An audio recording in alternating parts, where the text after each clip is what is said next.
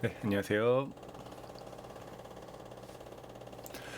네, 오늘은 지난 시간에 이어서 구도에 대해서 한번 설명드리도록 하겠습니다. 구도 같은 경우에는 여러분들이 핸드폰으로 사진을 찍든 아니면 DSLR로 사진을 찍든 아니면 우리가 미술을 하든 간에 어떠한 방법으로든 우리가 영상이나 사진을 표현할 때 구도를 알아두시면은 굉장히 큰 도움이 됩니다. 실제로 우리가 예술적으로 느끼고 어떤 게 예뻐 보인다 또는 이런 것들을 뭔가 좀 잘 찍으면 좋겠다라는 걸 공부할 때 가장 중요하게 여기는 게 사실 구도예요. 그래서 구도 같은 경우에는 뭐 이게 따로 미술 쪽을 하신 분들 같은 경우에 아마 사진이나 이런 것들을 금방금방 굉장히 그 일반적으로 막 사진을 오랫동안 하신 분들보다도 더 잘 찍는 경우가 많이 있습니다. 그래서 이제 뭐 기술적으로 사진기를 많이 알아도 조금 그 이렇게 사진을 잘 찍는 거하고는 좀 별개죠. 저도 이제 마찬가지다. 저도 이제 장비도 많이 사보고 사진도 오랫동안 찍고 했지만 이렇게 약간 사진이나 이런 예술 쪽은 좀 재능도 필요한 것 같아요. 저 같은 경우에도 굉장히 오래 했어도 어느 정도 이게 조금 항상 정체되어 있는 느낌이 있습니다. 그 이상 발전하기에는 좀 더 재능이나 이런 것들을 필요로 하지 않나라는 생각이 있지만 사실 오늘 배우는 것들은 저희 초등학생 때나 중학생 때 배웠던 구도에서 거의 다 나왔던 내용들이에요. 그래서 이거를 옛날에 우리 초등학교 때 중학교 때 배웠던 거를 사진에서 이렇게 써먹는구나. 요 정도만 알아두셔도 제가 이렇게 사진 찍을 요 정도는 조금 신경 써서 찍어야지 라고만 생각해 두시면은 이제 상당히 써먹을 때가 많이 있으니까 오늘 잘 들어주시면은 좋겠습니다. 이제 구도 같은 경우에는 주로 이제 선이나 아니면 형태나 양이나 뭐 움직임 같은 거를 잘 어떻게 표현하고 사진 속에 어떻게 담느냐라는 게 굉장히 중요해요. 그래서 이제 주로 사실 형이나 양이나 움직임 같은 경우에는 크게 이렇게 막 우리에게 와닿지 않는데 선, 라인을 어떤 식으로 표현하는지에 따라서 수목원에서 나무를 이렇게 올려 찍으면 나무가 위로 쭉 뻗어 있죠. 그렇기 때문에 굉장히 나무가 높아 보이고 뭔가 웅장해 보이는 느낌이 있고요. 대각선 구도 같은 경우에도 어떤 걸 삐뚤게 찍으면 약간 사람이 불안정해 보이는데 약간 불안한 느낌이 드는 게 있고, 그다음에 수평선으로 지금 밑에 있는 사진처럼 이렇게 수평선을 잘 나타내는 사진을 쭉 담으면은 또 요건 요거대로 이제 예쁘게 이렇게 안정적으로 보여지는 느낌이 있습니다. 그래서 우리가 주로 제일 많이 쓰이는 구도로 이제 풍경에서 쓰이는 구도는 이제 수평적 구도라는 건데, 보시면은 딱 느낌 뭐죠? 항상 이 풍경 찍을 때는 뭐든지 삐딱하게 찍으면은 안 됩니다. 혹시나 삐딱하게 찍었으면은 나중에 우리 사진 크롭으로 해가지고 살짝 이렇게 각도를 돌린다거나 해가지고 딱 틀어서만 맞춰놔도 사진이 굉장히 잘 찍은 것처럼 보여요. 근데 지난 시간도 그렇고 이번 시간도 그렇고 이론만 하면은 여러분들이 재미도 없고 따라오시기도 조금 이렇게 뭔가 되게 졸리고 틀어만 놓고 딴 일을 하는 경우가 많기 때문에 제가 가급적이면은 이제 실습을 오늘은 좀 한번 껴보도록 할게요. 제 핸드폰을 한번 틀어보고요. 여러분들이 사진을 잘 찍으려면은 아무래도 그 카메라에서 몇 가지 설정을 해두시는 게 좋습니다. 그러면은 여기 카메라에서 설정을 딱 켜두시고 이 키보드가 조금 근데 여기서 이제 이 톱니바퀴 버튼이 있어요. 톱니바퀴 버튼을 누르신 다음에 조금 위로 올려 보시면은 첫 번째로 수직 수평 안내선이라는 게 있습니다. 이 수직 수평 안내선이 뭐냐면은 일단 꺼뒀다가 수직 수평 안내선 이렇게 켜두면은 사실상 뭐 별거 없어요. 그냥 이렇게 뭐죠? 그냥 아무것도 없이 뭐 이렇게 이제 찍어지는구나 하는 게 있는데, 톱니바퀴를 틀어서 수직 수평 안내선을 켜시면은 이렇게 봤을 때 여기 자세히 보시면은 미세하게 이렇게 뭐 어차피 여러분들이 이제 보이니까 미세하게 지금 그 구등분된 선들이 보일 겁니다. 화면에 구등분된 선이 보일 거예요. 그러면은 만약에 내가 수평을 맞춰야겠다라고 생각하면은 지금 요 선 말고 지금 요쪽 선이죠. 요쪽 선 여기 밑에 있는 선들이 살짝 보이시죠? 지금 약간 흐리게 보여서 그런데 요 선하고 요 세로선들이 있는데 요 선에만 맞춰서 삐딱하게 찍지만 않아도 상당히 괜찮은 사진들을 찍을 수가 있어요. 일단 풍경 찍을 때는 이게 첫 번째예요. 그 다음에 여러분들 이제 우리가 그래도 가급적 동영상에 힘을 주다 보니까 주로 동영상 쪽으로 한번 넘어가 볼게요. 동영상으로 한번 넘어가 보면은 동영상에 보면은 여기 이제 카메라마다 있는 기종도 있고 없는 기종도 있긴 해요. 그러면은 이 이제 손떨림 방지 기능이 이게 누르면은 슈퍼 스테디라는 게 켜집니다. 그러면 제가 이렇게 들고 있어도 조금 덜 흔들리는 것처럼 보이게끔 이거를 켤 수가 있어요.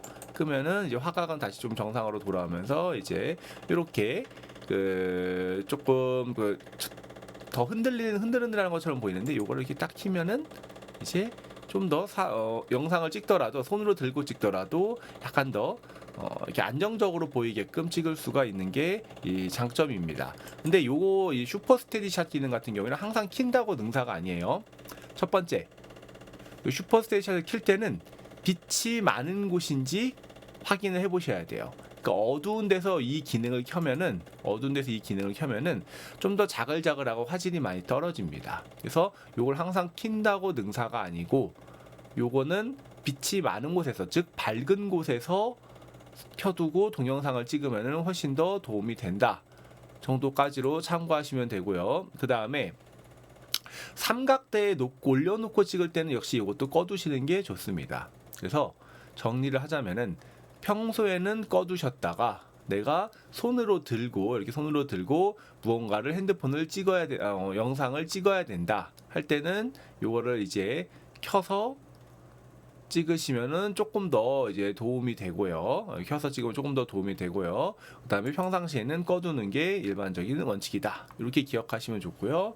그 다음에 톱니바퀴에서 혹시나 후면 동영상 이런 전면 동영상 이렇게 되어 있는데 항상 여러분들 동영상은 요 후면 카메라, 지금 제가 보이는 후면 카메라 여기 지금 이렇게 보면 안 되나요? 지금 제 얼굴을 보세요. 제 얼굴 쪽을 보시면 여기 밑에 있는 이 후면 카메라로 찍으시는 게 훨씬 더 영상이 화질이 좋습니다. 사진도 당연히 마찬가지죠. 앞쪽에 있는 전면 카메라로 찍으면 화질이 좀 안 좋을 수가 있기 때문에 가급적이면 후면 카메라로 찍는 거를 추천을 드리고요. 설정창에 가보면은 재밌는 설정들이 많이 있습니다. 그래서 HDR 같은 경우에는 이제 하이 다이나믹 레인지라 그래서 그 색조를 풍부하게 하는 건데 이거는 사실 크게 많이 쓰지는 않아요. 근데 주로 이제 많이 쓸만한 것들이 요 동영상 크기, 후면 동영상 크기 또는 전면 동영상 크기, 후면 동영상 크기로 눌러서 해상도로 들어가 보면은 이제 이렇게 UHD, FHD, HD 이런 식으로 쭉 많이 있는데 일반적으로 많이 쓰는 화면은 FHD, FHD이긴 해요. 근데 내가 뭔가 확대 축소를 많이 쓸 거라거나 우리 키네마스터에서 확대 축소 배웠었죠. 확대 축소를 많이 쓸 거라거나 아니면은 슬로우 모션을 쓸 거라거나 이럴 경우에는 요 설정들을 바꿔줘야 됩니다.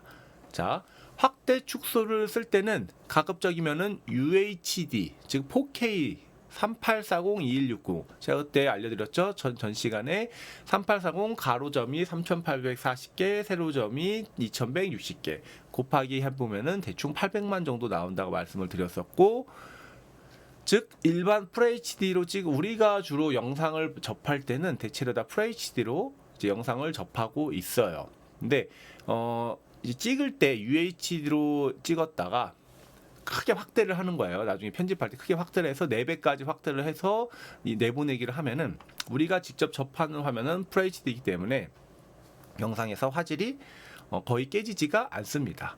근데 FHD로 찍은 다음에 4배로 확대하면 화질이 엄청 깨지거든요. 그래서 내가 확대 축소를 많이 쓸 거다 라고 하시는 분들은 UHD를 써먹으시는 게 좀 더 유리하고요. 그 다음에 위에 60fps라고 써져 있는 게 있거든요. 이 60fps라는 거는 1초에 60장을 넘긴다는 말이에요. 일반적으로 아무것도 안 써 있는 것 같은 경우에는 1초에 30장이 넘어가게 됩니다. 제가 예전에 이렇게 내보내기 하면서 살짝 설명을 드렸던 것 같은데, 어쨌든 슬로우 모션을 쓸 경우에는 60프레임으로 쓰는 게 당연히 더 좋습니다. 사람은 24프레임 밑으로 내려가게 되면은 뭔가 이렇게 뚝뚝뚝 뚝뚝 끊기는 것처럼 이렇게 화면이 지금 제가 이렇게 움직여 손이 약간 이렇게 뭐 자연스럽게 움직이는 것처럼 보이는데 이것도 약간은 프레임이 떨어져서 지금 조금 자연스럽게 보이지는 않는데 이거 이제 24프레임을 내려가면은 굉장히 뚝뚝 끊기는 것처럼 느껴져요. 자, 근데 평소에 내가 뭐 여행 같은 데를 갔다 와서 슬로우 모션을 영상을 보여주고 싶어요. 슬로우 모션 영상 보여주고 싶을 수도 있죠. 또는 운동 같은 거 찍을 때도 슬로우 모션을 많이 쓰겠죠. 근데 슬로우 모션, 자, 1초에 30프레임을 1초에 30프레임이에요. 1초에 30프레임을 두 배로 늘리게, 그러니까 한마디로 느리게 재생하려면 1초에 몇 프레임이 들어가죠? 1초에 15프레임만 들어가게 됩니다. 그러면은 사람이 1초에 24프레임 밑으로 떨어지게 되면은 굉장히 뚝뚝 끊기는 것처럼 보인다 그랬죠. 그러면은 30프레임짜리를 2초로 늘렸을 경우에는 1초짜리 영상을 2초로 늘렸을 경우에는 이게 절반 프레임으로 떨어지다 보니까 그냥 한마디로 내 눈에 거슬린다. 뚝뚝 끊기는 것처럼 보인다. 이렇게 느껴지게 됩니다. 근데 반대로 1초에 60프레임으로 찍게 되면 어떻게 하죠? 1초에 60프레임 찍으면은 이걸 두 배로 늘려도 1초에 30프레임으로 되는 거예요. 그럼 2초 동안 30프레임으로 천천히 재생이 되겠죠. 그럴 때는 부드럽게 재생이 되게 됩니다. 그래서 그냥 프레임 개념이 이런 거다. 이 정도만 기억하셔도 괜찮고 나 너무 머리 아파. 그럴 때는 확대하실 분은 UHD로 찍고 나는 슬로우 모션을 찍을 거야 하시는 분은 FHD로 찍으면은 이제 보통 약간 더 도움이 되니까 이렇게 알아두시면 좋고요. 그다음에 인스타는 주로 1대1을 종종 쓰는데 이거는 뭐 크게 많이 쓰는 거 아니니까 그냥 이런 게 있구나 정도만 기억하시면 되겠습니다. 나머지는 이제 크게 많이 쓰는 건 아니니까 대상 추적 AF 이런 거 켜두셔도 괜찮은데 이건 이제 움직이는 거 찍을 때 괜찮죠. 손가락으로 이렇게 보통 뭐 찍으려다가 하다 보면은 초점이 안 맞을 때 이렇게 손가락으로 톡톡 찍죠. 손가락으로 이렇게 톡톡 찍으면서 이렇게 찍는데 이게 초점을 맞추죠. 이렇게 손가락을 딱 맞춰 초점을 맞추는데 보통 그 아까 요 설정창에서 대상 추적 AF를 켜두면은 대상 추적 AF 막 움직여도 자동으로 따라가면서 초점을 맞춰줘요. 근데 핸드폰 성능의 한계로 동영상 손떨림 보정은 자동으로 꺼지게 됩니다. 그래서 보통 사진 찍을 때는 요거를 켜두는 경우가 많이 있는데 동영상 찍을 때는 대상 추적 AF를 꺼두고 이런 동영상 손떨림 보정을 켜두시는 게 화질이나 이런 거 활용할 때는 조금 더 유리하니까 이렇게 알아두시면 좋겠습니다. 그다음에 조금 더 계속 가볼게요. 그다음에 진도를 좀 더 나가 보겠습니다. 보통 이 수평적 구도 같은 경우에는 아까 우리 구분할 나왔을 때 이제 그 선에 맞춰서 찍는 게 좋다고 말씀드렸고 특히 사진 같은 경우에는 덜어내는 예술이죠. 제가 덜어내는 예술이라고 이제 보통 설명을 많이 드리는데 바다를 담으려고 할 때 지금 이 밑에 사진 바다를 담은 거거든요. 바다를 담으려고 할 때 바다만 집중해서 찍으면은 그냥 물결처럼만 보이고 되게 사진이 아마추어가 찍은 것 같은 느낌이 많이 듭니다. 근데 바다는 한 3분의 1 정도만 담고 하늘에다가 3분의 2를 담는다거나 또는 거꾸로 해주셔도 돼요. 바다를 3분의 2 정도 담고 하늘을 3분의 1 정도 담아가지고 이렇게 찍으면은 의외로 훨씬 더 사진이 깔끔하고 예뻐 보여요. 그래서 사진을 뭔가 찍을 때는 모든 걸 다 담으려고 하지 마시고 피사체를 하나만 딱 정한 다음에 그 주변에 있는 것들을 최대한 덜어내는 예술이다 라고 생각하시면은 좀 더 사진 찍는데 또는 영상을 찍는데 도움이 많이 되실 겁니다. 밑에도 마찬가지로 똑같이 하늘을 좀 더 중심으로 찍어서 이제 노을 같은 걸 찍었고요.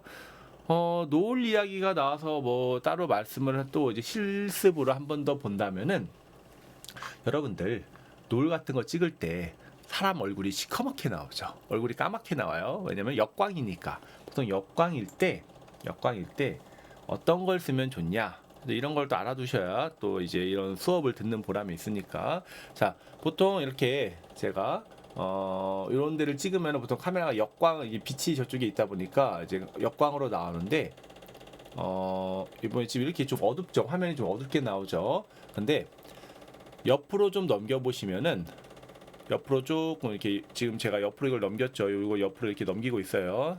지금 옆에 이 사진, 동영상, 더보기 보면 보통 프로 또는 전문가 모드 뭐 이런 것들이 있어요. 그래서 프로나 전문가 모드 대부분 카메라 있습니다. 보통 이름은 달라도 프로나 전문가 모드가 있고 이쪽으로 들어와 보면은 이 플러스 마이너스라고 써져 있는 게 있습니다. 플러스 마이너스라고 써져 있는 게 있어요. 지금 같은 경우에는 제가 이제 그 오토로 해놨기 때문에 그런 건데 어쨌든 이 플러스 마이너스 써져 있는 거를 바꿀 수가 있습니다. 자, 그래서 잠시만요. 제가 이거를 수동으로 100 정도로 해놓고 잠시만요. 그래서 직접 AF에서 요거를 보통 여기서 잠시만요. 어라 누르고 되어 있고 그렇죠? 기본 모드에서 세곤도 다 되어 있고요. 그래서 보통 요거를 제가 이쪽으로 해놨구나. 그쵸. 보통 아마 이렇게 되어 있을 거예요. 이렇게 자동으로 맞춰 놓으면은 이렇게 시커멓게 나오게 됩니다. 그러면 대부분 여러분들 카메라 핸드폰 옆에 플러스 마이너스를 켤 수가 있어요. 그러면은 이 플러스 마이너스를 건드리고 보통 눈밭이나 벚꽃이나 아니면은 해를 등지고 섰을 때는 이렇게 까맣게 나오게 됩니다. 왜냐하면 광원이 이쪽에 있다 보니까 좀 더 이렇게 빛을 카메라가 생각보다 똑똑하지 않기 때문에 전체를 분석한 다음에 이거 전체 평균을 내 가지고 요 정도가 적당한 밝기구나 라고 생각하는데 하나가 밝게 들어있으니까 평균이 전체적으로 엄청 밝아지면 너무 노출 과다네, 빛이 너무 많이 들어오네, 빛을 줄여야겠다 라고 판단을 해서 이렇게 좀 어둡게 나오게 됩니다. 그럴 때는 사람 얼굴을 밝게 하고 싶어요. 특히 벚꽃 사진이나 아니면 눈밭이 좀 있으면 이제 벌써 가을이 오고 있고 눈이 오겠죠. 눈밭에서 사진을 찍으면 사람이 칙칙하게 나오고 눈도 좀 회색으로 나오거든요. 그럴 때 쓰는 게 요 플러스 마이너스 버튼이에요. 요거를 이렇게 조금 올려주면은 이제 지금 보이시죠? 조금 올리면은 이렇게 정상적으로 너무 올렸네요. 정상적으로 밝기가 어느 정도 나오게 됩니다. 보통 기본은 0이에요. 그 0으로 되어 있는데 0으로 되어 있을 때는 일반적인 밝기가 되는 거고 지금 마이너스 0.1이긴 한데 일반적인 밝기가 되는 거고 이렇게 역광이나 이럴 때 사람 얼굴을 나오게 하고 싶다. 그럴 때는 플러스 2.0 쪽으로 가까워질수록 이게 정상적으로 나타나게 됩니다. 그래서 이런 게 있구나를 알아두시면은 이제 사진 하실 때 실제적으로 도움이 많이 되시고 이게 딱히 핸드폰에만 있는 게 아니고 모든 DSLR이나 기타 등등 카메라에도 다 이 플러스 마이너스가 붙어 있어요. 그래서 보통 노출을 계산한다 이렇게 이야기를 하는데 그 노출 계산하실 때는 어려운 거 쉬운 거 이런 거 다 다 어렵고 이런 거 다 이제 조금 접어 두시고 실제로 중요한 게 플러스 마이너스만 이게 밝게 할지 어둡게 할지만 결정하시면 됩니다. 그러니까 아까 이제 전문가 모드 가가지고 뭔가 내가 얼굴이 어둡게 나온다 또는 내가 평소에 얼굴이 너무 까매서 좀 더 밝게 하고 싶다 그러시는 분들은 플러스 쪽으로 좀 더 올려두시면은 화면이 밝아진다 정도까지 알아두셔도 되고 아이폰이신 분들 계시죠? 아이폰인 분들은 카메라 화면에서 손가락을 대고 이렇게 위로 올리면은 이게 화면이 밝아져요. 손가락을 대고 이렇게 내리면은 화면이 내려가거든요. 그래서 이렇게 올리거나 내리거나 이런 것들만 기억하셔도 아이폰 같은 경우에도 잘 쓸 수가 있으니까 꼭 플러스 마이너스가 내게 없네 라고 생각하지 않으셔도 무방합니다. 예. 그 다음에 이제 수직적 구도 이것도 마찬가지죠. 사실 아까 그 3분할 선 맞춘 다음에 3분할 선을 중에서 이제 세로선 이 삐뚤어지지 않게 하는 게 굉장히 중요해요. 그리고 주로 이제 건물에서 이제 건축하시는 분들이 많이 쓰는 구도죠. 그래서 이렇게 조금 수직 구도를 잘 활용해서 찍으면은 이제 우리의 의지를 표현한다라고 하는데 그거보다는 제가 보기에는 좀 더 건물을 뭔가 이렇게 좀 웅장하게 표현하는데 좀 더 도움이 많이 된다라고 이제 저는 생각을 하고요. 특히 수직 구도 같은 경우에 나무 같은 거 찍을 때 잘 활용하시면 매우 좋습니다. 나무 선 같은 이게 나무 같은 거 이렇게 있을 때 이렇게 위로 쭉 올려서 찍으면은 굉장히 예쁘게 잘 나오니까 아 수직 구도를 이렇게 쓰는구나. 특히 수직 구도 할 때는 이렇게 뭔가 삐딱하게 찍지는 말자라는 것만 기억하셔도 수직 구도를 아주 적극적으로 잘 활용하실 수가 있습니다. 구도 정말 중요해요. 제가 구도를 괜히 하는 게 아닙니다. 이 구도를 잘 알아야 영상을 찍든 사진을 찍든 완전 기본 중의 기본이에요. 요거를 모르고 찍으면은 막 너무 사진 찍든 영상을 찍든 되게 초보자가 찍은 것 같은 티가 나요. 이 전문가와 초보자를 가르는 가장 큰 기준 중에 하나가 이 구도거든요. 그래서 구도는 꼭 알아두시는 걸 추천을 드립니다. 그 다음에 이런 거 다 많이 보셨죠? 삼각형 구도. 주로 이제 사람을 찍는다거나 이럴 때 많이 쓰는 건데, 이렇게 삼각형 구도로 찍으면은 주로 이제 그 안정감을 느낀다거나 또는 통일감, 이런 것들을 느끼게 합니다. 그래서 그림을 그리는 분들도 그렇고, 특히 인물 찍을 때는 삼각 구도를 많이 쓰니까, 이렇게 삼각 구도가 기본 인물의 구도다 정도까지 알아두셔도 상당히 이제 사진 찍을 때 도움이 되실 거고요. 그 다음에 이제 사선 구도가 있어요. 사선 구도. 사선 구도는 이런 주로 통로 같은 거 찍을 때 많이 씁니다. 통로. 그러니까 뭐 여기서 설명에서는 동적 감정을 주고 역동성을 느끼게 하는 구도고, 뭐 불안정의 선의 움직임을 느끼게 하며 긴박과 힘듦감을 의미하기도 한다라고 하는데, 이거보다는 그냥 길 같은 거 찍을 때 많이 써요. 여러분들 아마 본격적으로 본능적으로 인스타 찍을 때 이렇게 뭐 울타리나 길 같은 거 표현할 때 사선 구도를 많이 표현을 하시거든요. 그래서 사선 구도가 길을 찍을 때 주로 많이 쓰는구나, 이렇게 기억하셔도 좋습니다. 그 다음에 요거는 매우 중요합니다. 수직 수평 황금 분할 구도라고 해서, 황금 분할 구도 같은 경우에는 이렇게 1대 3대 5나 뭐 이렇게 좀 이렇게 되어 있는데, 사실 이렇게 하면은 머릿속에 들어오지도 않고 사실 하기도 굉장히 힘들어요. 그래서 황금 비율을 주로 찍을 때, 사람을 찍을 때 많이 써요. 그래서 위에 이제 구도, 이제 수직 수평 황금 분할 구도 이렇게 해서 황금 분할 쓰고, 이제 다방 건축 미술 디자인을 많이 쓴다고 하는데, 요거를 굳이 이렇게 기억하는 것보다 지금 우리 핸드폰에는 우리 핸드폰에는 격자무늬 켰죠. 격자무늬를 켰으면은 주로 내가 찍을 주요 피사체를, 특히 사람을 찍을 때는 이 눈을 각각의 선이 교차하는 곳에다가 두면은 좀 더 사진이 안정적이고 멋져 보이는 효과가 있습니다. 내가 풍경을 매우 강조하면서 사람도 같이 넣고 싶어요. 그럴 때는 어떻게 하면 되죠?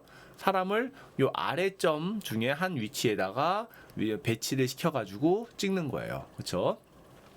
나는 풍경보다는 사람을 좀 더 가족이나 이제 사랑하는 사람들을 이제 카메라에 담기 위해서 뭔가 이제 예쁘게 찍고 싶다. 그럴 때는 위쪽에다가 눈을 두고 찍어 두시면은 훨씬 더 화면에 이제 피사체에도 딱 주목이 되고, 제가 피사체를 중점으로 항상 찍는 게 이제 영상이나 사진에서의 기본이라고 드렸어요. 그러면은 기본에 말씀을 드렸는데, 그 피사체에 주목되면서도 화면에 안정감을 주기 위한 대표적인 화면 구성 방법으로 각각의 피사체를 그 각각 점들에다가 위치시켜서 사람들을 찍는 게 가장 기본 중에 기본입니다. 자, 한번 볼게요.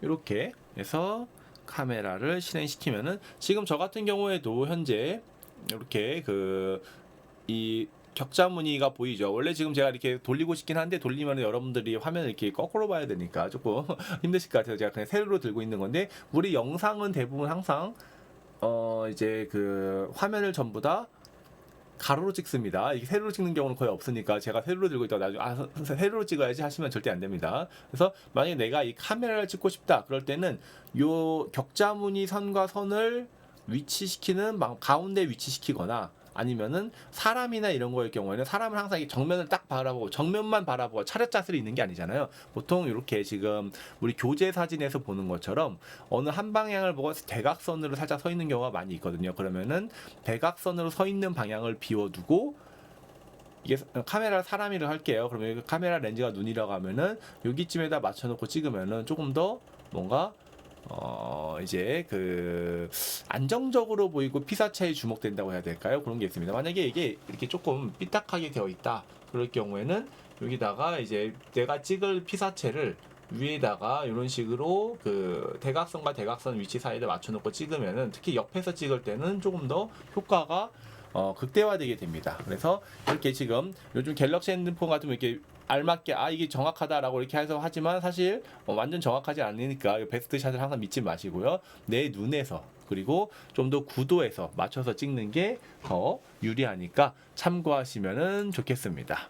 그래서 격자 무늬를 켜두는 게 뭐 사람들이 초보 같다고 막 이렇게 이런 거 이게 왜 켜놓냐고 막 이렇게 구박하는 사람들도 있는데, 사실 초보자가 구도 신경 써서 찍을 때 가장 유용하게 쓸 수 있는 그 기능이 격자무늬 모드예요. 저도 뭐 사진을 20년 넘게 했지만 실제로 거의 격자무늬 항상 켜고 다닙니다. 뭐 누가 촌스럽다고 욕하거나 뭐 이제 괜히 뭐 이상하다고 그런 것도 전혀 신경 쓰실 거 없어요. 어차피 내 화면 내가 볼 거고, 다른 사람을 보낼 때는 격자무늬가 안 나오게 보내는 거니까 그냥 마이 페이스대로 가시면 됩니다.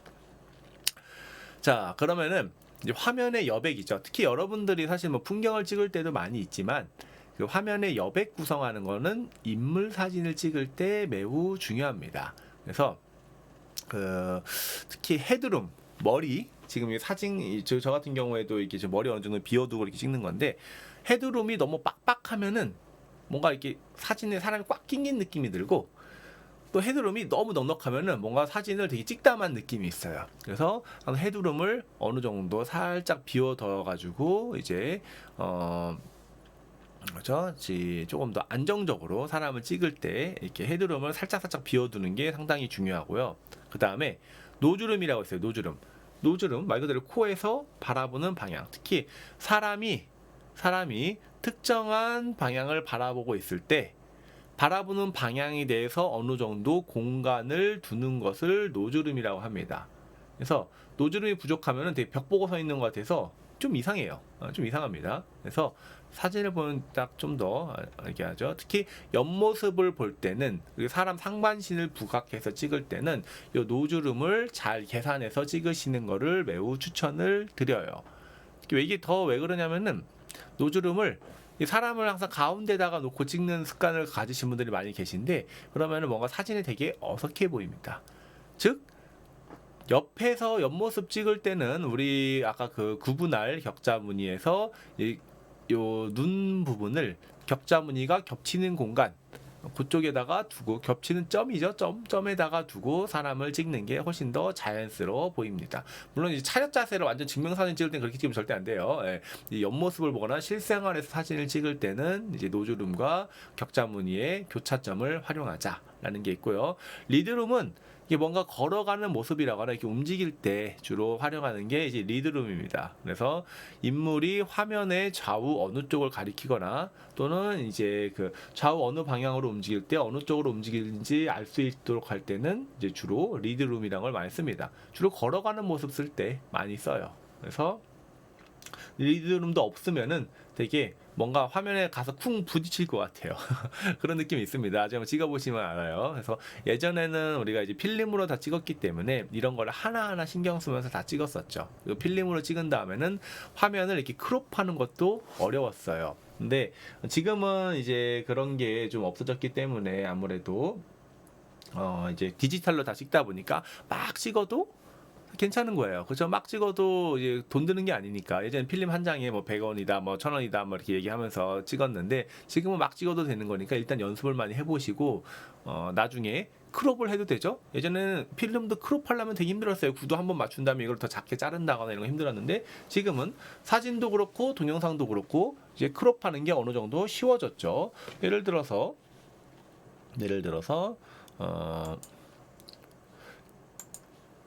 갤러리에서 만약에 내가 사진을 찍었는데 풍경을 찍었는데 뭔가 좀 삐딱해요. 그럴 때는 갤러리로 들어오셔서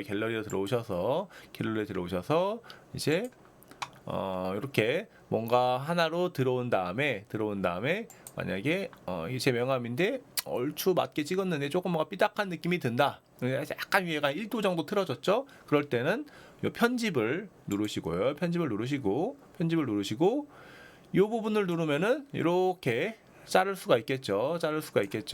이렇게 하면 또 자를 수도 있고요. 자르는 것도 당연히 되고요. 그 다음에 요거를 이렇게 각도를 살살살살 틀면은 이렇게 조금씩 움직여집니다.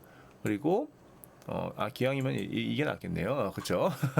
이렇게 해서 하고, 그 다음에 이렇게 하면 각도도 살살 틀면서 조금씩 맞출 수가 있고요. 그 다음에 이렇게 초점을 맞추고 이렇게 찍을 거를 잘라서 두신 다음에 저장까지만 누르면은 바로 뭔가 깔끔하게 사진을 저장할 수가 있어요. 그렇죠? 뭐 이런 식으로 써도 되고, 또 만약에 밝기가 조금 뭔가 어둡다 그럴 때는 다시 수정을 누르고, 그 다음에 색조 쪽 이거 필터고 밝기를 밝기보다는 항상 노출 플러스 마이너스로 계산을 하시는 게 좀 더 그 보정의 폭이 큽니다.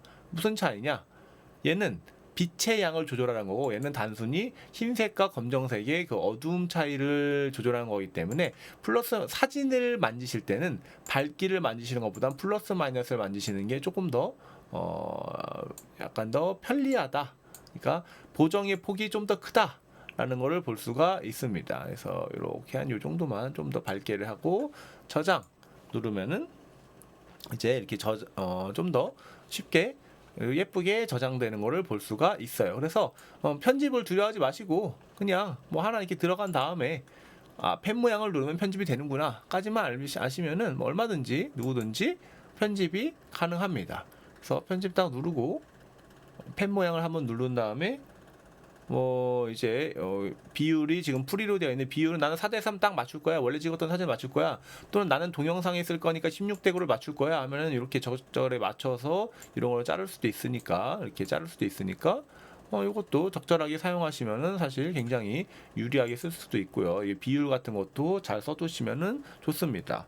비율도 16:9가 아니라 1:1은 인스타에서 많이 쓰죠. 그 다음에 나는 4:3으로 원래 사진 비율대로 찍을 거야 하시는 분들도 그냥 이렇게 활용을 하시면은 이제 예쁘게 사진을 크롭할 수가 있으니까 이렇게 쓰시는 것도 상당히 유용하게 활용하는 방법 중에 하나입니다. 그래서 얼마든지 그 편집을 우리는 많이 해도 돈 드는 게 아니니까 그냥 한번 많이 써보시고, 특히 삐딱한 사진들 또는 옆에 지저분하게 이렇게 막 사람들이 나와 있는 사진들, 그런 것들은 그냥 일반 우리 기본 갤러리에서, 아이폰도 다 동일하게 돼요. 안드로이드도 다 동일하게 되고, 그래서 기본 갤러리에서 편집을 누른 다음에 조금씩 수정해 보면은 얼마든지 좋은 사진으로 만들 수가 있다. 이렇게 기억하시면 좋겠습니다. 그래서 노조룸, 리드룸을 했었고요. 이것도 뭔가 마음에 안 든다 그럴 때는 내가 잘라서 리드룸을 만든다거나 노조룸을 만든다거나 할 수가 있겠죠. 그 다음에 이제 앞에서는 주로 사진에 대해서 말씀을 드렸다면은 여기는 이제 주로 동영상에서 많이 쓰이는 용어들입니다. 그래서 뭐 여러분들이 사실 이제 작업 현장에 가가지고 막 이렇게 일을 할 거가 아니라고 하면은 사실 이렇게 그냥 이 기능 이런 단어들을 다 아실 필요는 없는데, 그래도 기왕이면은 알아두시면은 조금 더 도움이 되는 것들이니까 이제 가급적이면은 이런 것들을 좀 활용해 두시면은 좋을 것 같고요. 그다음 이거 좀 외워두시면 좋긴 합니다. 근데 다른 것보다는 뭐 컷은 들어보셨죠? 컷은 이제 이렇게 딱 하고 뭔가 감독들이 특히 영화 같은 데나 드라마 같은 데 보면은 막 되게 이거 되게 마음에 안 든다라고 하면은 컷 하면서 이게 딱 잘라버리잖아요. 그렇게 이제 그 컷할 때 주로 쓰는 게 이제 그 뭐죠? 여기 이 컷이란 용어가 영상의 가장 작은 단위고 샷하고 거의 같은 의미로 쓰입니다. 근데 샷은 샷하고 시작할 때 촬영을 중단하지 않고 찍는 하나의 화면 전체를 말하는 거예요. 근데 컷은 사실 자른다가 아니라 이것도 영상 편집에서 하나의 덩어리, 키네마스터에서 노란색 한 칸 박스 있었죠. 그거를 사실상 편집에서는 컷이라고 부릅니다. 또는 클립이라고 불러요. 컷이나 클립이라는 용어를 뭐 세 번째 컷이라고 하면 노란색 박스 중에서 첫 번째, 두 번째, 세 번째 있는 게 세 번째 컷입니다. 그렇게 이제 컷이라는 이제 뭐죠? 그 용어, 샷이라는 용어는 이제 주로 촬영을 찍는 촬영 찍을 때 첫 번째 샷, 두 번째 샷, 세 번째 샷 이렇게 찍었죠. 예를 들어서 내가 어디 보라카이를 놀러 갔어요. 그러면은 첫 번째 해변에서 한 5분 정도 찍었습니다.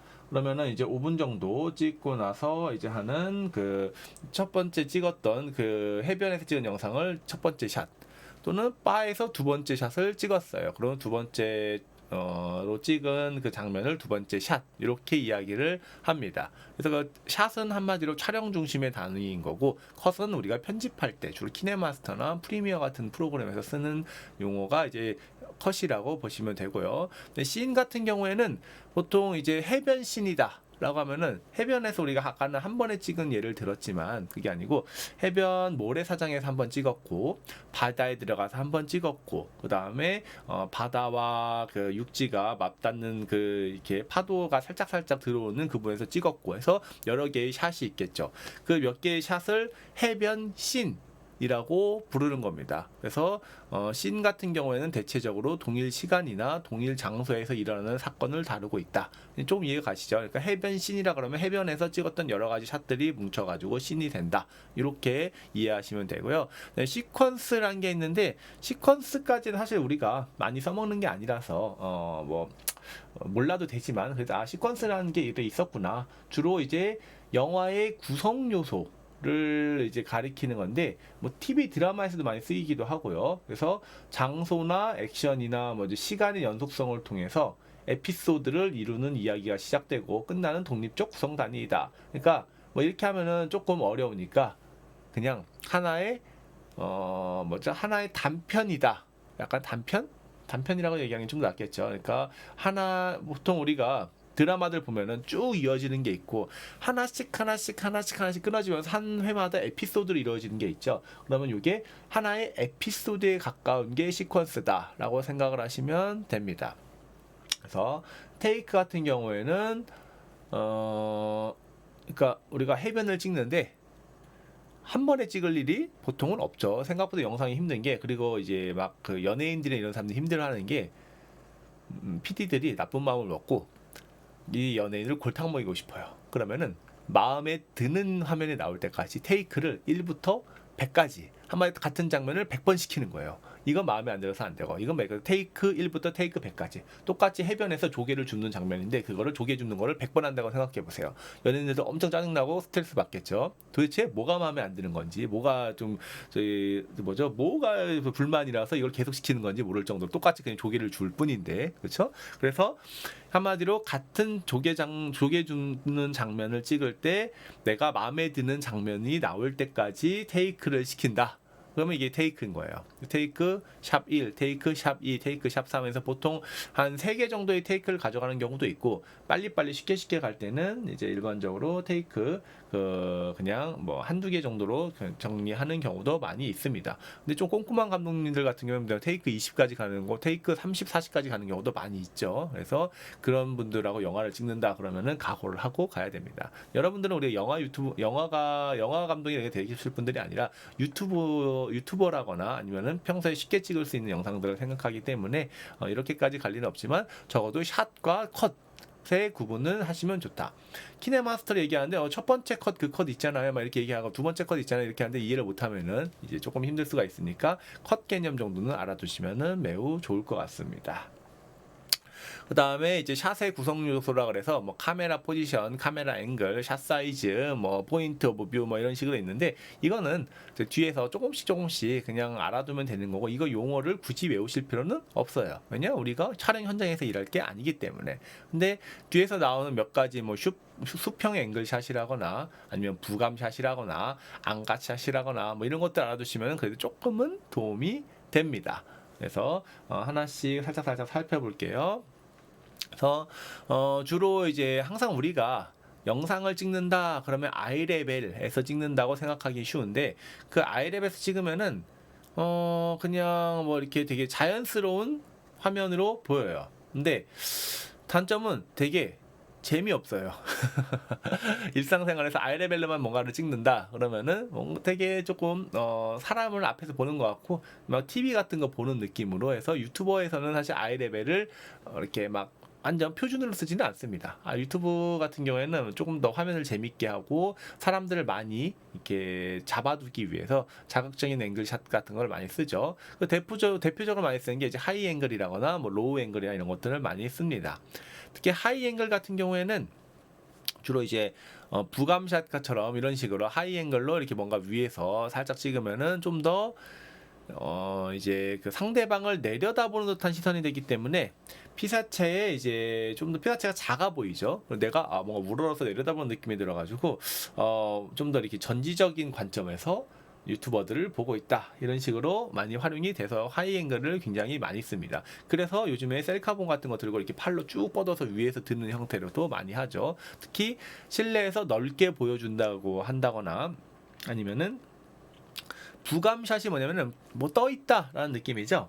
그래서 이게 그냥 그 카메라라고 칠게요. 그러면은 이렇게 위에서 바로 찍으면서 그 음식 같은 걸 찍는다거나 특히 음식 사진에서 많이 찍는 거를 부감샷이라고 이렇게 직각으로 밑으로 딱 내려다보는 거를 보통 부감샷이라고 이야기를 많이 합니다. 그래서 부감샷을 찍기 위해서 특히 음식이나 이런 유튜브를 준비하시는 분들이 있는데 그 뭐죠?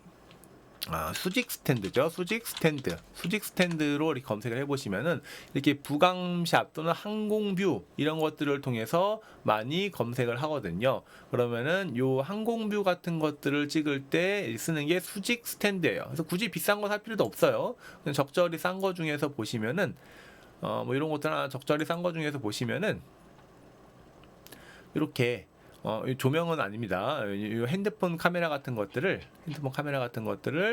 이렇게 옆에다가 조금 그 수직으로 스탠드처럼 찍는다거나 또는 이렇게 바로 딱 그 밑으로 내려가지고 각도를 이렇게 밑으로 내려가지고 삼각대처럼 쓰는 것보다는 주로 이런 거 찍을 때 제품 촬영이나 수강 영상 같은 거 바닥 찍을 때는 음식 같은 거 찍을 때는 이런 부감샷을 굉장히 많이 씁니다. 그래서 수직 스탠드가 부감샷 찍을 때 많이 쓰는 거니까 알고 계시면은 좋을 것 같습니다.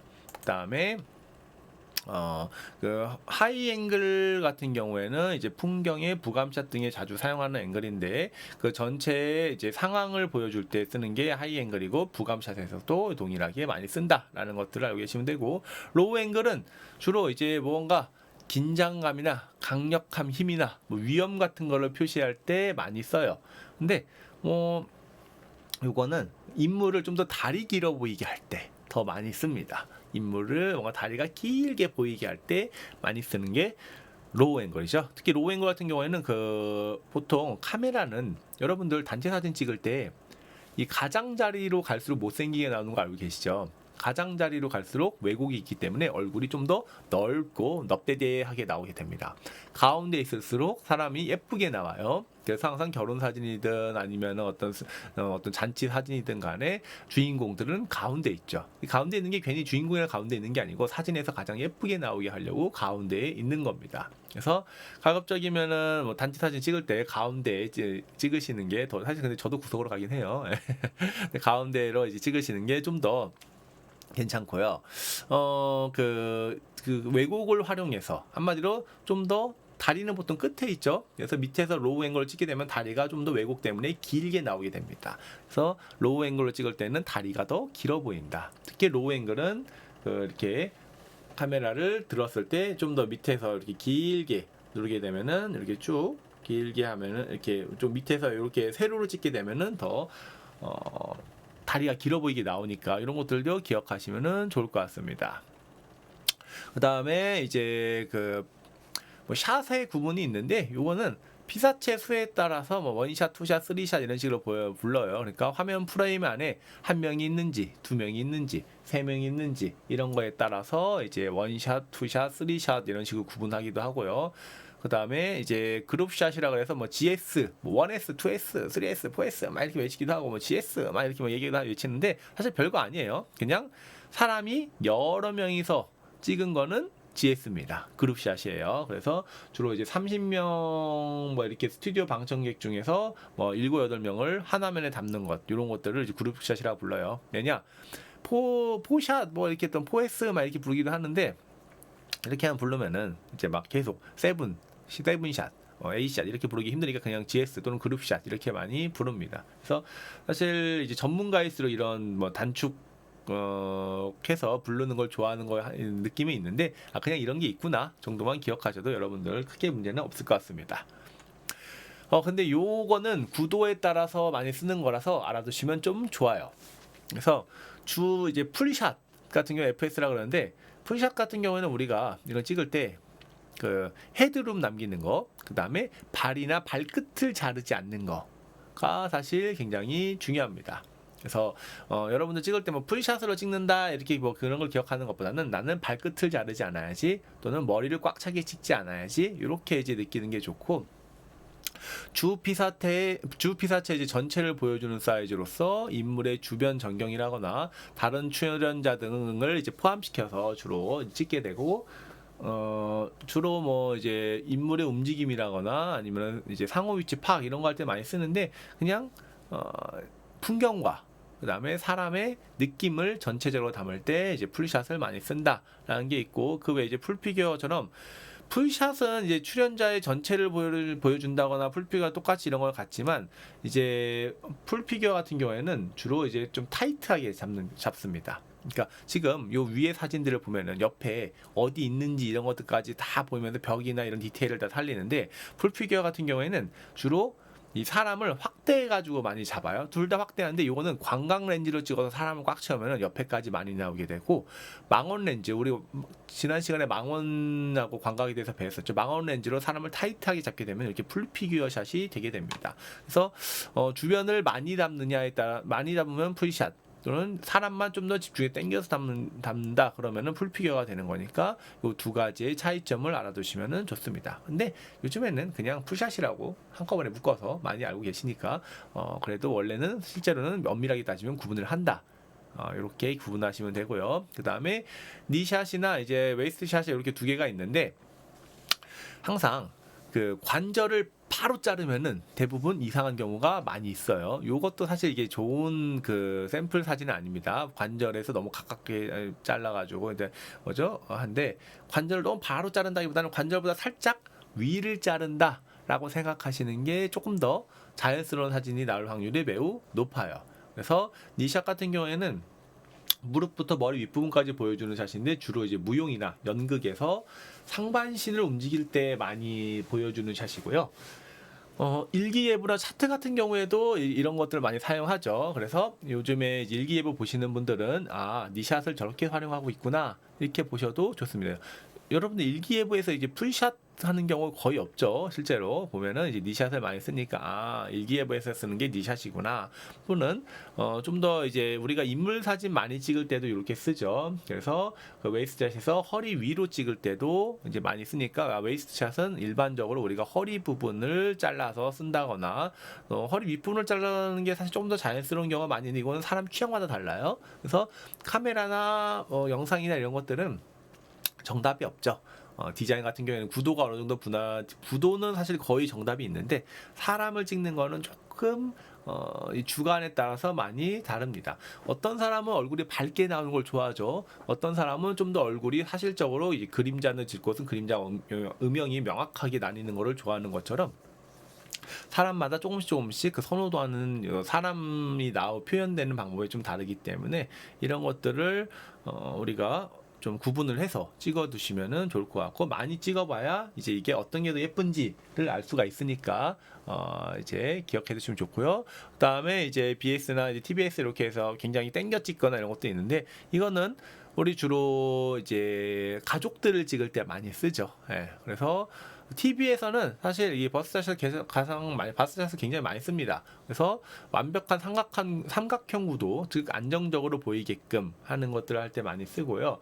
그다음에 머리 위로 이제 적절한 헤드룸을 둔다거나 프레임의 하단이 인물의 가슴 부분을 지나도록 해서 이제 주로 많이 찍고 남자의 경우에는 양복 주머니가 살짝 보이게끔 화면을 구성하는 게 그냥 일반적으로 이제 방송인들이 많이 쓰는 팁이에요. 그래서 그런 것들도 알아두시면 상당히 좋습니다. 그래서 이제 타이트 버스트샷 같은 경우에는 그 프레임이 상단에 머리카락이 딱 이렇게 그 닿고 인물과 부위 셔츠의 긴만 표현되게끔 해서 좀 쓰긴 쓰는데 요거는 생각보다 많이 쓰지는 않아요, 실생활에서는. 근데 뭔가 사람이 충격받았을 때 두둥 한다거나 뭔가 이렇게 할 때는 TBS 같은 경우도 많이 쓰죠. 그래서 요런 때 가끔씩 쓰는구나 정도까지만 알아두시면은 좋겠습니다. 그 다음에 이제 클로즈업이라고도 하는데, TV에서는 뭐 가끔씩은 클로즈업을 쓰기도 하죠. 근데 우리는 거의 쓰지는 않고요. 그리고 죄송해요. 이거 위에 텍스트가 잘못됐습니다. 그래서 클로즈업 같은 경우에는 굉장히 긴장된 표현 같은 걸 할 때 좀 더 TBS보다도 더 긴장된 모습을 보이거나 이런 거 할 때는 이제 이런 식으로 쓰기도 하니까 기억하시면 되고, 오버숄더 샷 같은 경우에는 어깨 너머로 누군가를 뭔가 이렇게 강조할 때, 이 사람을 정말 강조할 필요가 있다, 또는 뭔가 대화하는 느낌을 줘야 된다, 이런 거 할 때는 이제 오버숄더 샷이라 그래가지고 다른 사람을 촬영할 때 주로 이제 많이 쓴다. 이렇게 기억하시면 되겠습니다. 그래서 뭐 많이 쓰는 경우도 많이 있고, 이거 이제 우리 유튜브 할 때 화면을 재밌게 꾸미기 위해서 오버숄더 샷도 많이 씁니다. 그래서 유튜브 할 때 많이 쓰는 샷 중에 하나가 이 오버숄더 샷이라는 거. 이것도 잘 알아두시면 뭔가 되게 이 사람이 영상을 좀 배운 사람인가? 이 사람 유튜브 영상을 좀 알고 유튜브를 찍고 있네. 영상 감독 출신인가? 막 이런 식으로 생각하고 하는 경우도 많이 있어요. 그 다음에 뭐 이제 익스트림 롱샷 뭐 이런 것들도 많이 있는데, 그냥 뭐 우리 카메라에 보면 파노라마 기능 있는 거 다 아세요? 카메라에 파노라마 있는 거 아시죠? 혹시 모르니까 제가 보여드릴게요. 카메라에 그 파노라마 기능이 다 있습니다. 보면은 진짜 여러분 보여드려야 되는데, 그렇죠? 카메라에 활용한 다음에 역시 더보기에 와 보면은 이쪽에 파노라마 기능이 있어요. 더보기에 보면 이것저것 쓸 게 많이 있습니다. 특히 막 날아가는 새를 찍는다거나 막 엄청 빠른 거, 공 같은 거 찍을 때는 슈퍼 슬로우 모션 같은 거 쓰면은 아까 30프레임, 60프레임 이런 거 있었죠? 그런 것보다 더 프레임이 훨씬 많은 720프레임, 960프레임, 한마디 1초에 960장을 넘기는 총알같이 빠른 것들도 찍을 수가 있어요. 그래서 슈퍼 슬로우 모션 이런 것들을 쓰시면은 더 많은 프레임으로 찍을 수 있다는 것들도 있고, 그 다음에 파노라마 기능이 넓게 여기서부터 쭉 이렇게 찍는다, 만약에 여기서부터 이렇게 해서 쭉 넓게 찍는다 할 때는 이제 이 파노라마 기능을 사용하시면은 이제 그 사람들을 넓게도 찍을 수 있으니까 알아두시면은 좋습니다. 그래서 더보기 카메라가 더보기 기능만 잘 알아도 굉장히 핸드폰 카메라가 일반 카메라보다 훨씬 좋은 것도 많이 있어요. 그러니까 이런 것들도 좀 잘 알아두시면 좋을 것 같고요. 그 다음에 뭐 이제 주로 롱샷 같은 경우에는 멀찌감치 찍는다. 그래서 이제 그 피사체에 대해서 구체적인 설명을 해야 된다거나 아니면 전체와의 관련성을 전달하고자 할 때 롱샷 같은 경우에도 쓰니까 이런 게 있구나 정도까지만 알아두셔도 괜찮을 것 같습니다. 그 다음에 이제 뭐 미디엄 샷이나 이런 것들이 있는데, 이런 것도 유튜브에서 굉장히 많이 쓰는 구도 중에 하나예요. 그래서 미디엄 샷 같은 경우에는 이제 투샷이 기본인데, 듣는 사람의 이제 반응까지도 볼 수 있고 훌륭한 재설정, 사실 뭐 이런 거 너무 어렵더라도 그냥 요 두 가지, 그러니까 다른 것 중에서 구도하고요, 그 다음에 요 두 개, 그 다음에 오버숄더 샷까지 세 가지만 기억하셔도 오늘 이렇게 이론을 약간 지겨울 수 있는 이론을 듣는데 상당히 여러분들 건져가시는 게 맞는 겁니다. 구도를 생각해서, 특히 구도 찍을 때는 요 격자 무늬를 보고 가운데 점에다가 위치를 시키자라는 습관을 하나, 이제 그다음에 수평 틀어지지 말자, 이제 그 구도 찍을 때는 요 격자 무늬를 활용하자. 그 다음에 이제 내가 유튜브를 할 거야 라고 하신 분들은 미디엄 샷이나 클로즈 샷 이 두 가지 정도를 배워두시고, 그 다음에 오버숄더 샷까지 활용을 한다면 굉장히 이제 프로 유튜버처럼 뭔가 굉장히 잘 찍는 사람처럼도 보일 수가 있으니까 오늘 세 가지 정도만 기억하셔도 오늘 이제 들은 시간이 아깝지가 않으실 겁니다. 요 세 가지는 꼭 기억을 해두세요. 그 다음에 뭐 요즘에는 그 DSLR이나 핸드폰 이런 동영상도 굉장히 많이 찍죠. 그래서 뭐 이걸 다 읽으실 필요는 없고요. 이제 캠코더하고 DSLR의 차이점을 이제 생각해 두시는 게 좋을 것 같아요. 근데 요즘에는 솔직히 캠코더 사시나요? 캠코더 많이 쓰시나요? 저희 집에도 캠코더가 몇 대 있는데 솔직히 캠코더 거의 안 써요. 저 지금 찍고 있는 것도 이것도 DSLR 이미 찍고 있습니다. 솔직히 DSLR은 독특한 색감이나 일단 화질이 좋아요. 지금 제가 제 이쪽에 나오는 그 옆에 구석에 나오는 사진이 굉장히 좀 작게 나와서 그렇게 하는데 실제로 이거 확대해서 보면은 굉장히 깜놀할 정도로 화질이 상당히 좋습니다. 그래서 DSLR 동영상의 이제 예전에 가장 큰 단점은 이제 그 포커스, 초점을 맞추기 어려웠었는데 지금은 이것도 어느 정도 다 개선이 됐어요. 그리고 손떨림 방지 기능 같은 것도 실제로 많이 장착이 되면서 DSLR 동영상이 상당히 좋아졌습니다. 그래서 기본은 처음은 무조건 일단 핸드폰을 많이 연습을 해보세요. 핸드폰도 이제 동영상 손떨림 방지 기능이라거나 또 여러 가지 그 화질도 굉장히 좋아졌기 때문에 이제 상당히 괜찮고, 내가 나중에 유튜브로 좀 돈을 번다 라거나 또는 나는 집에 이미 DSLR 카메라가 있다 하시는 분들은 DSLR로 동영상을 찍어 보시는 연습을 하시는 것도 상당히 도움이 되실 겁니다. 그래서 뭐 그 외에 이미지 센서 이런 것들은 그냥 뭐 상식적인 내용이에요. 사실 상식적인 것도 아니죠. 알아봐야 별로 쓸모도 없죠. 예. 요즘에 뭐 누가 이런 거 이제 알아서 뭐 이렇게 CCD 카메라, 시모스 카메라 이런 거에 따라서 뭐 구분해서 카메라를 구매한다거나 이런 경우는 거의 없기 때문에 별로 뭐 이런 걸 딱히 알아두실 필요는 없고, 이제 그 이미지 센서 크기가 있어요. 이미지 센서 크기. 그래서 풀프레임 카메라, 크롭바디 카메라 이런 거는 아마 들어보신 적이 있으실 거예요. 그래서 풀프레임 카메라는 비싸고 좋은 화질, 크롭바디는 조금 떨어지지만 어느 정도 이제 그 타협이 되는 화질이라고 보통 많이 생각을 하시는데, 내가 아웃포커싱, 우리 지난 시간 아웃포커싱 기억나시죠? 뒷배경을 많이 날리는 거를 잘 하고 싶다 하시는 분들, 또는 나는 어두운 데서 어두운 피사체를, 어두운 공간에서 피사체를 많이 찍을 거다. 뭐 어두운 뭐 댄스 스포츠 같은 데서 이제 찍는다거나 공연장 같은 거 찍는다 하시는 분들은 풀프레임 카메라, 요 밑에 있는 거에 35mm 1:1 카메라를 많이 쓰셔야 되고요. 그 외에 딱히 나는 적당히 뭐 찍을 거고 영상도 좀 초점도 빨리 잡고 이런 거 할 거면은 이제 그냥 크롭바디를 찍는 게 좋습니다. 풀프레임이라고 무조건 좋은 게 아니에요. 물론 저도 풀프레임을 쓰고 있지만 사진을 찍을 때나 이제 극악 좀 열악한 환경에서 찍을 때는 풀프레임이 조금 더 좋아요. 근데 오히려 일반적인 영상이나 일반적인 사진을 찍을 때는 크롭바디가 좀 더 유리합니다. 왜냐? 일단 이 CCD, 즉 이미지 센서 크기가 커지면 커질수록 초점 전환 속도가 좀 더 느려요. 물론 렌즈 성능이나 카메라 성능에 따라서 조금 다르기도 하지만, 가급적이면은 그 이제 비싼 카메라를 산다 그러면은 초점 잡는 속도가 아주 빠르겠죠. 근데 가격과 이제 성능을 어느 정도 타협한다고 치면은 초점 잡는 속도가 좀 느린 경우가 많이 있기 때문에 크롭바디가 초점 잡는 속도가 훨씬 빠릅니다. 그래서 일반적으로는 크롭바디를 써도 크게 문제가 없으니까, 예. 이제 적절히 나의 경제 상황과 그 다음에 나의 목적에 맞춰서 풀프레임을 살 거냐 크롭바디를 살 거냐 결정하시는 것도 괜찮을 것 같습니다. 지금 사람 말씀 절대 아니에요. 일단은 무조건 핸드폰을 생각해 보시고, 구독자가 1000명이 순식간에 넘고 10,000명 정도 왔을 때, 내가 동영상 유튜브 이런 걸로도 어느 정도 좀 미래를 봤다 하시는 분들만 구매하시면 되는 겁니다. 막 미리부터 사시면 안 되고, DSLR 뭐 캐논, 니콘, 소니 이런 것도 많이 있는데 조금 옛날 바디죠. 여기 같은 나온 경우에는 요즘에 OD 마크 4까지 나왔고, 소니도 아마 지금 소니 알파 7 마크 4까지 아마 준비가 됐을 거예요. 저 니콘 카메라는 잘 모르겠는데 니콘 D810까지만 제가 알고 있는데, 어쨌든 동영상은 이제 뭐 캐논이나 소니 또는 요즘에 캐논에서 그 미러리스도 나왔죠. 예전에는 DSLR이 최고다, 뭐 미러리스는 안 좋다 이런 얘기 있었는데, 솔직히 요즘은 미러리스가 좀 더 좋은 것 같아요.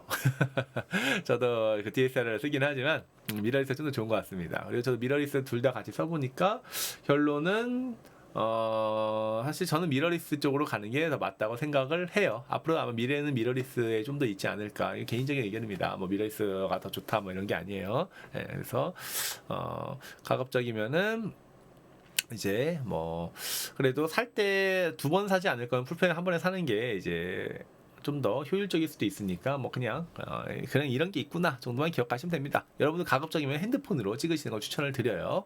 처음에는 구독자 1000명 넘으면 그때부터 생각해 보시고요. 그 다음에 렌즈를 동영상 이게, 자 보세요.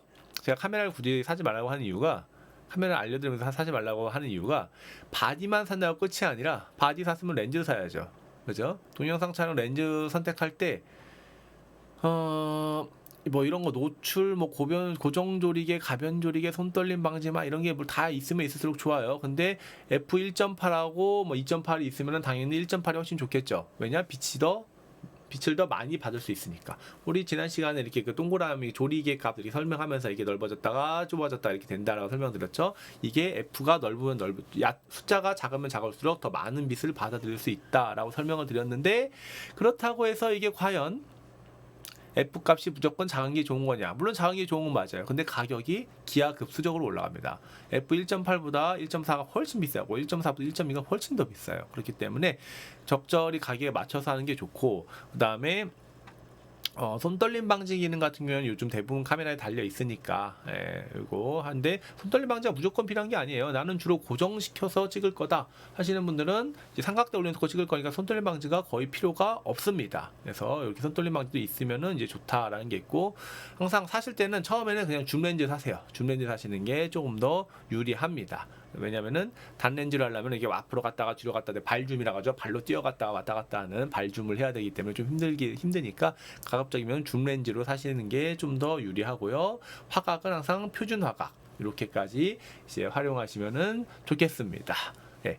일단 뭐 제가 말씀을 이것저것 많이 드리긴 했는데, 실제로 뭐 그냥 이것저것 사는 것보다는 가급적이면 핸드폰을 많은 연습을 해보신 다음에 나중에 실제로 뭔가 하고 싶은 게 생겼을 때, 정말 찍고 싶은 게 생겼을 때 구매하시는 거를 추천을 드립니다.